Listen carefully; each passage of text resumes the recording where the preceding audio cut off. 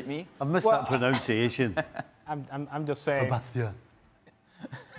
I've had to medicate myself for You this did? week. Okay, you got to get ready for what's coming. Well, you know, just got to prepare for this. Got to do a preseason for this. This chemistry will be on display all week. We're very glad to say that. However, there's business at hand. Manchester City celebrating their treble, their historic treble. We will hear from Mark Ogden in a little bit, but our Alexis Nunes was in Manchester to take in all the day's festivities. Here she is. So as we all know, Manchester City are domestic treble champions, and I've only been in Manchester for about an hour now, and one thing I've realized is that everyone here loves to party, especially when City have won trophies. The fans have been pouring in, the music is getting loud, and you guys already know I'm pretty loud. Things are about to get wild and lit, so you know I have to be right in the middle of it. Let's go find out. So history made this season. I've heard that Mancunians know how to party. It's only Monday though, so how hard are you going to party tonight? Oh, plenty. Certainly work tomorrow. All I can say is party hard, as we do with Mancunians, so party very, very hard. If you could trade places with Liverpool and be in the Champions League final instead of the domestic treble, would you? Not a chance. No chance. No. Forget about it, Liverpool. Yeah, forget about it, Liverpool. Yeah. No, I don't think so. You know, we've won everything in England, so we'll do the Champions League next year. We would never ever swap it, never, because that's one trophy and we will win it eventually. So it's just a matter of time. Winning 3, no one's ever done it before. No, because we're here now and we've got a treble. Bigger than the Champions League. Oh, absolutely. 3 trophies is better than 1. And what's been your highlights of the season? If you could choose one. Well, obviously it's a company goal, isn't it? Winning the Premier League. Beating Liverpool. Vincent Kompany's goal against Leicester. If you could tell Vincent Kompany anything now, what would you say? Thank you very much for all your service you've done. Such a brilliant person, never mind being a footballer. And he shows the youngsters of today what football's all about. He's taken our club from like nothing to where it is today. You know, we can't thank him enough for what he's done. He's a legend. Vincent Kompany gave an emotional leaving speech that was enough to warm the coldest of hearts. That goes out to you, Sebi and Ali, because we all know that Stevie's a softie at heart. Now, Oasis is playing, so you know I have to go and join in. It's been a good time. See you guys later. Wow, and we're the cold-hearted ones, huh? Yep. Are you going to take this personally? I take everything personally. Is this going to hurt you? No, I'll probably just repress it for a while, and I'll bring it up in like 6 months next time I see it. That's healthy. Let's bring this up now. Mark Ogden, on our website, Gab Marcotti has written that this is the best team of the Premier League era. Straight question to you, Mark. Do you agree?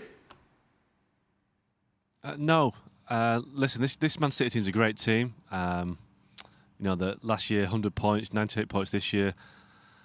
You can't really suggest that there are many better teams. But I just think if you go back to 1999, you had, for me, the treble winners in Man United, the previous season's double winners in Arsenal. I think those two teams were so strong and so on top of the game that I think that both those teams would give City a game. I'm not suggesting that they both beat City, but I do think that they should be in the conversation because, you know, you're talking about, I think, the two strongest teams of the Premier League era. I think, obviously, City's squad now is much deeper than those two, but I do think that historically, I think we should kind of give plenty of credit to those two as well. I mean, there have been some other good teams. You know, Chelsea and Mourinho in his first season.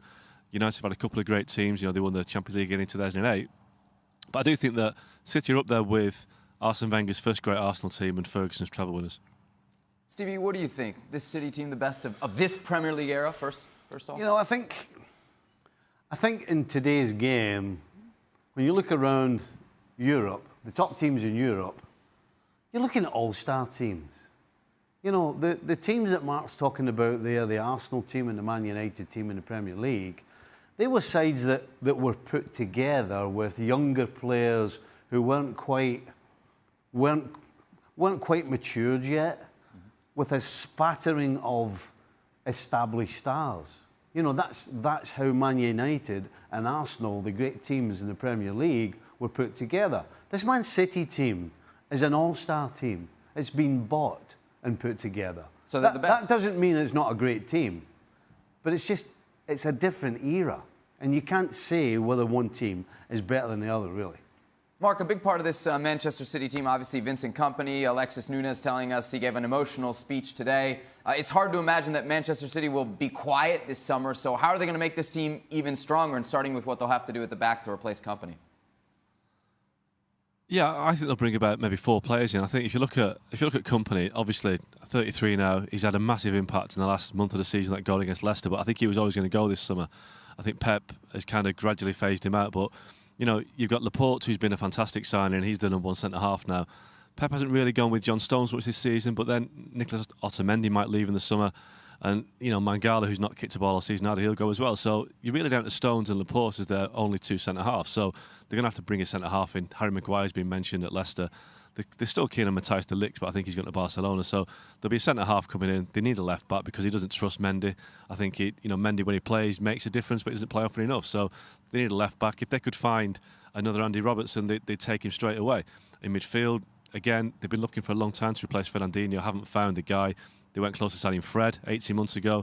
Jorginho last summer. Both those players they missed out on. And I think City might have been happy to have missed out on both in the end. And I think also they need probably another striker with Aguero, because although Gabriel Jesus scored in the cup final, I'm not quite sure he's the answer when Aguero's not fit. So I think looking at 4 players, and if people go like people like Leroy Sané, Riyad Mahrez, perhaps they haven't had a great season, there could be more. So at least 4 signings, and I think City will be stronger next season. Ale, Mark mentions there John Stones. You talked about him on yesterday's show. Do you think he'll ever make the grade at City? Well, I think according to Pep Guardiola, and given the fact that he has chosen to go in the direction of Vincent Kompany, who had struggled with fitness this year, I think he's made that answer very clear. And he's made his assessment and said, you know what, maybe he's not the guy that we thought he was going to be, or hasn't been up until this point. And as Mark is talking about, you know that Manchester City is going to go out there looking for a center back, and whoever that person is and whoever that player is, you're going to make a big investment on him. That guy's going to play. And so then the whole John Stones project loses a whole lot of momentum. It doesn't feel like he took advantage of what could have been and might have been the season for him to step forward and say, okay, I'm the guy. So much so that Pep Guardiola decided to go in a different direction within the season. And in doing so, I think he sent a very clear message to John Stones. Yeah, it's not happening for you here. Stevie, how big is the Vincent Kompany loss? Huge. Listen, I firmly believe that without Vincent Kompany in the second part of this season, Liverpool would have won the Premier League title. So when you're going to lose somebody as influential as him, how are you going to replace it?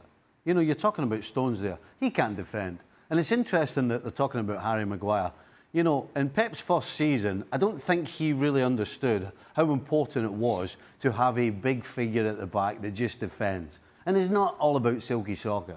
And I think that's why he will try and get Maguire, because he understands you need a rock, you need a solid defender, a guy who you know you're going to get what you're going to get out of him as far as defending. Forget the passing. He needs a defender.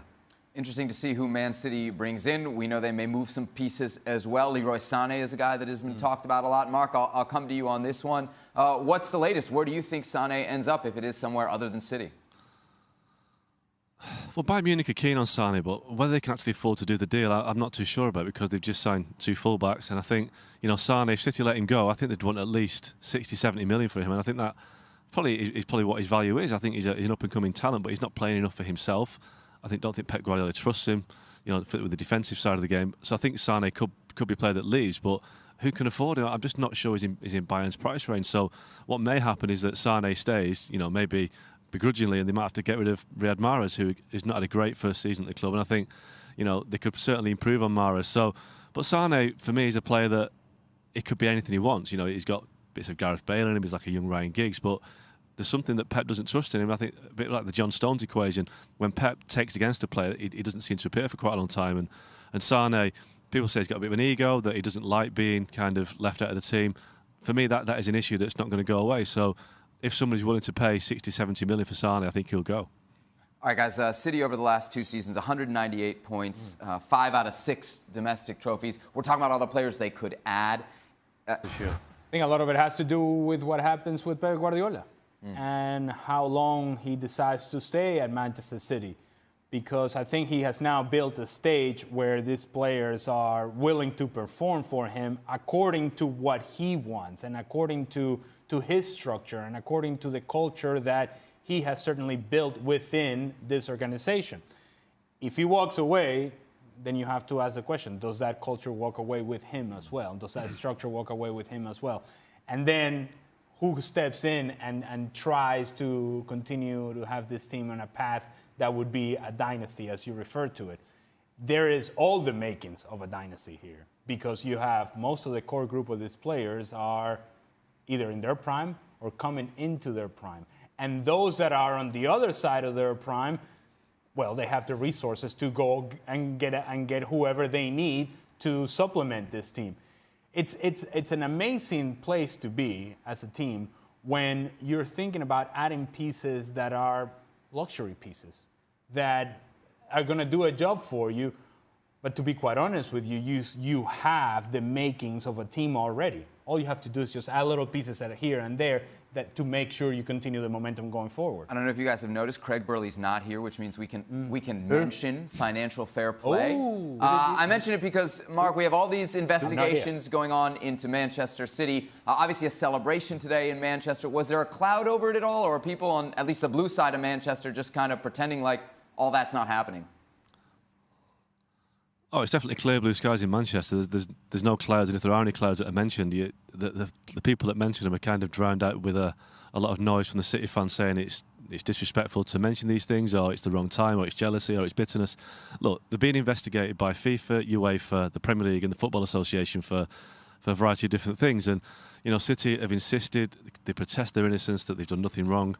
Time will tell, but while these investigations hang over them, of course there are questions and doubts placed against them. And I think, for me, they're winning too well at the moment. To beat Watford 6-0 in an FA Cup final, to win the league with 98 points, they're almost too good for the competition. And when that happens, clearly people will ask questions, and people will be obviously out to rein them in as well. So we have to wait until these investigations kind of carry out and go through their full course, because if they are proven to have broken the rules or bent the rules or whatever they've done, and they're punished for it, then that will obviously affect how this team's judged. But at the moment, we can only judge them on what we see right now, what we know right now.